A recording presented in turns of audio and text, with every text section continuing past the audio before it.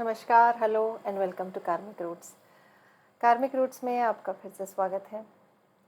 कार्मिक रूट्स में आज मैं बात करने वाली हूँ विष्णु सहस्त्र नाम के ऊपर। ये एक छोटा सा इंट्रोडक्टरी वीडियो है विष्णु सहस्त्र नाम की महिमा बताते हुए।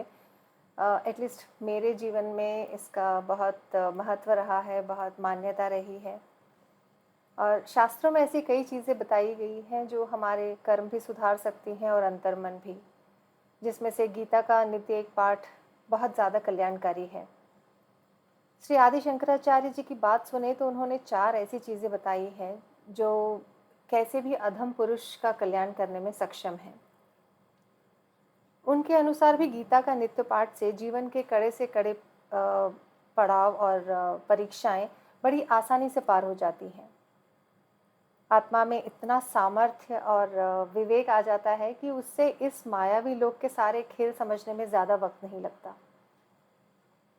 कर्म की बिसात पर हर कर्म अपने आप सही दिशा में होने लगता है। दूसरा उपाय उन्होंने बताया है कि जो नित्य प्रति विष्णु सहस्त्र नाम का पाठ करता है, उसके मन में धीरे धीरे भक्ति अंकुरित होने लगती है।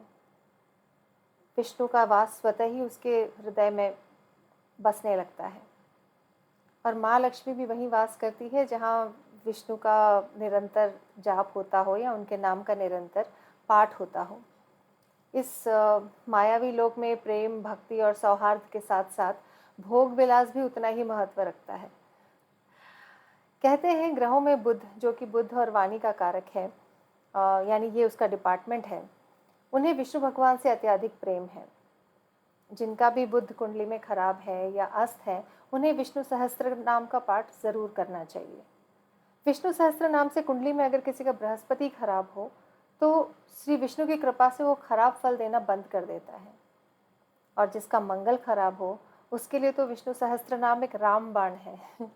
वो इसलिए कि मंगल स्वयं ही हनुमान जी का प्रतीक है और हनुमान जी को सिवाय राम के कौन जीत सकता है। हमारी तो बिसात ही क्या है। तो जो राम के लिए या विष्णु का सहस्त्र नाम रोज करेगा, हनुमान जी तो यूं कहिए कि मंगल तो बस उनके जीवन में मंगल करने ही आएंगे। बुध और बृहस्पति संवर गए तो इंसान की आधी जंग वैसे ही वो जंग जीत जाता है, क्योंकि बल, बुद्धि, विद्या से हर अड़चन को पार किया जा सकता है। मर्क्यूरी, जुपिटर एंड मार्स, बल, बुद्धि, विद्या देहु मोहे, हरहु कलेश विकार। जीव तो कर्म प्रधान है ही, तो कर्म से इंसान पीछे नहीं हटता है। ये तो हमारे डीएनए में है। बुद्धि और विवेक साथ न दे तो इंसान हार जाता है।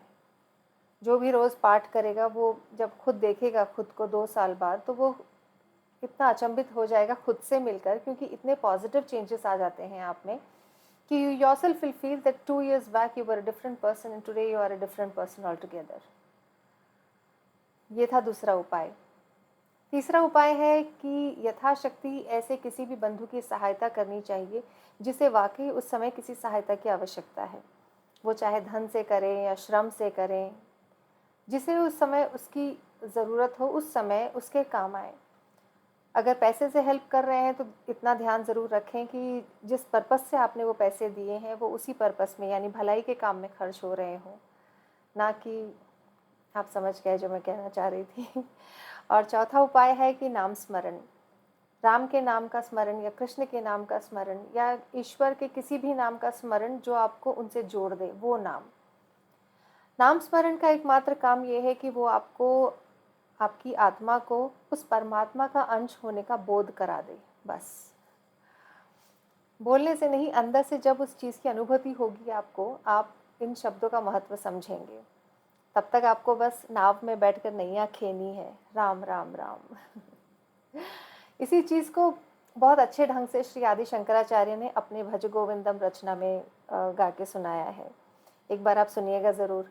मैं अपने एक वीडियो में ज़रूर भज गोविंदम इंक्लूड करूँगी, पर आज मैं विष्णु सहस्त्र नाम के बारे में बता रही हूँ। तो विष्णु सहस्त्र नाम है क्या? विष्णु सहस्त्र नाम विष्णु भगवान के 1000 नाम हैं, जिनमें उनके हर एक नाम की महिमा बहुत अच्छे से बताई गई है।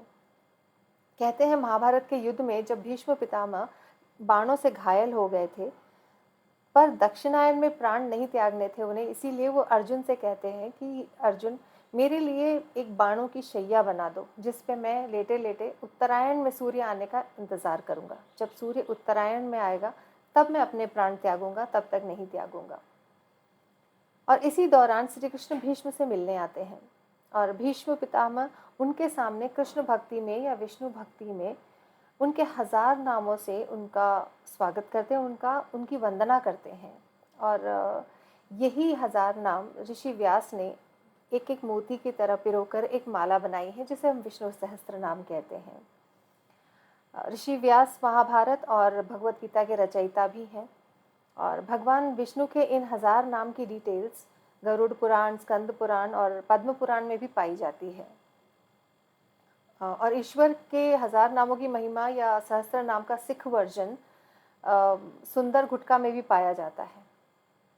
आदि शंकराचार्य द्वारा बताई गई इन्हीं 4 चीज़ों को ध्यान में रखकर मैं पहले विष्णु सहस्त्र नाम के पाठ को श्लोक दर श्लोक उसके मीनिंग के साथ बताने की कोशिश कर रही हूँ और ताकि हम सब इससे कुछ लाभ उठा सकें। मेरी पूरी कोशिश रहेगी कि मैं हर एक वीडियो में 10 श्लोक ज़रूर कवर करूं, आगे ईश्वर इच्छा। तो मिलते हैं अगले वीडियो में विष्णु जी के ध्यान के साथ। तब तक के लिए आज्ञा।